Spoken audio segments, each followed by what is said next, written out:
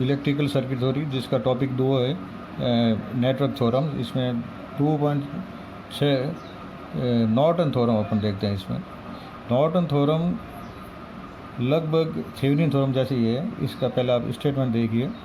इसका स्टेटमेंट ये कहता है कि एनी टू पोर्ट नेटवर्क में be represented by N equivalent single current source with a parallel resistance oblique impedance where the value of current source is equal to short circuit current when short circuited low terminals and resistance or impedance is equal to open circuit impedance when look back into the network।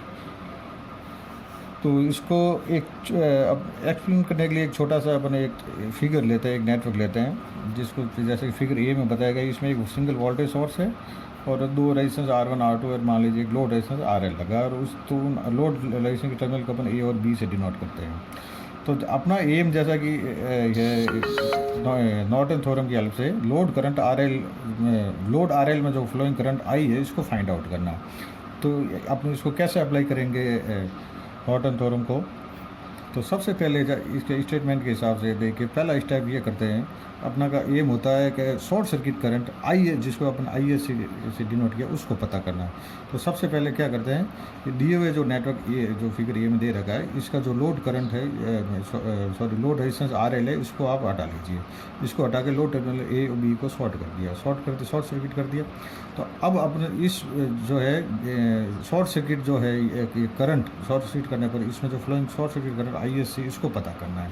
तो जैसा कि इस figure से दिख रहा है कि short circuit current ये इसके लिए होगा, चूँकि वो EMF तो E है और इक्विवेलेंट रेजिस्टेंस इसका सर्किट का ये R1 है।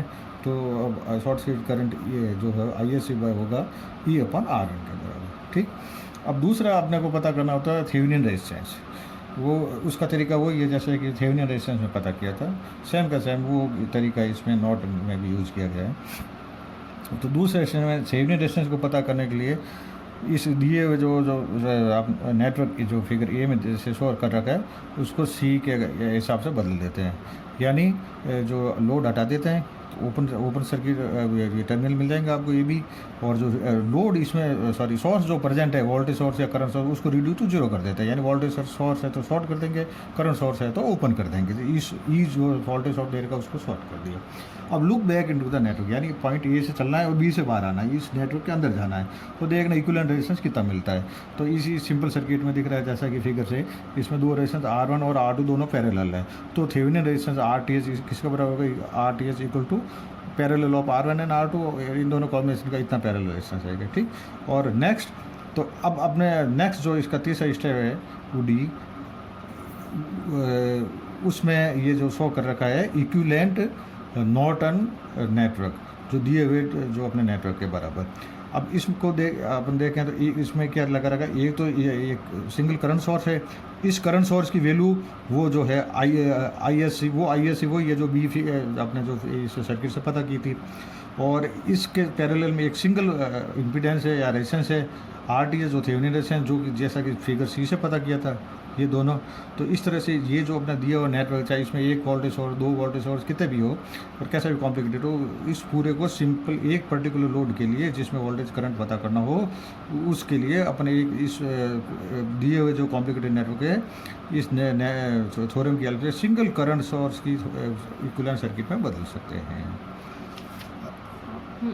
अब अपना उद्देश्य है कि ये जो नेटवर्क ए में जो आपको दे रखा था उसमें जो RL लोड था उसमें मान लो फ्लोइंग करंट I जो है मान लो पता करना है, मत आई को एक बार हाँ, फ्लोइंग करंट I पता करना है।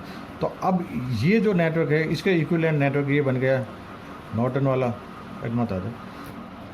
तो अब इसका जो फ्लोइंग करंट I है वो अपन पता ऐसा कर सकते हैं सिंपली, जो अपने सिंगल एक करंट सोर्स है जिसका वैल्यू है ISC शॉर्ट सर्किट करंट, वही करंट जो है आगे जाके दो पार्ट में डिवाइड हो जाएगा, एक तो इसके थेवेनिन रेजिस्टेंस में से, एक लोड में से।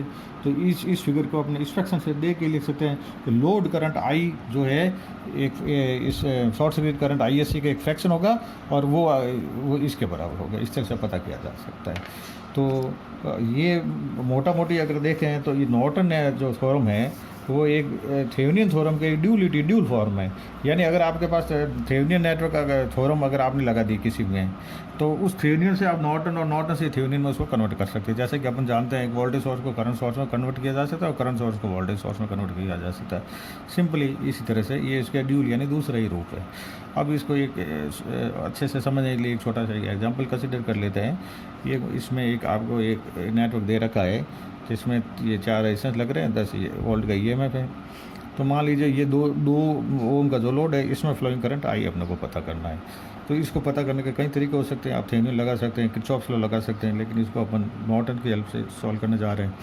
तो नॉर्टन में जो 4 स्टेप वो इसमें अपने अप्लाई करेंगे। पहले नंबर 1 स्टेप है जिसमें हम चाहते हैं कि शॉर्ट सर्किट करंट पता किया जाए। तो पहले लिया स्टेप 1, इस दिए हुए सर्किट को रीड्रॉ किया है। लोड जो है 2 ओम का, इसको इसके टर्मिनल ए बी से अपना रिमूव कर देते हैं और उसको शॉर्ट सर्किट कर देते हैं। तो अब इस शॉर्ट सर्किट में जो फ्लोइंग करंट ISC जो पता करेंगे शॉर्ट सर्किट करंट, वो अपना जो है नॉर्टन का जो है करंट सोर्स की वैल्यू होगी। ठीक है, तो इसको पता करने के लिए थोड़ा सा किरचॉफ लॉ लगाता है। तो देख रहे हैं कि इस जो नेटवर्क में अपने एक EMF है 10 वोल्ट का। मान लीजिए इसमें फ्लोइंग करंट अगर I1 है, तो इसको पहले पता कर रहे हैं। अगर ये I1 मिल जाएगा तब इसको अपना IS से पता कर लेंगे। I1 को पता करने के लिए इस पहले इस दिए हुए जो फिगर है इसमें जो इक्विवेलेंट रेजिस्टेंस पता करने को पड़ेगा। पता इक्विवेलेंट रेजिस्टेंस जो दिख रहा है ये लास्ट वाले जो 3 ओम 6 ओम तो पैरेलल है और ये 3 ओम आगे वाला सीरीज है।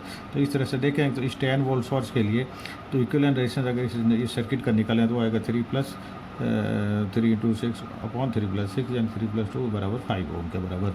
तो इस तरह से I1 की वैल्यू मिल जाएगी। I1 बराबर 10/5 बराबर 2 एम्पियर।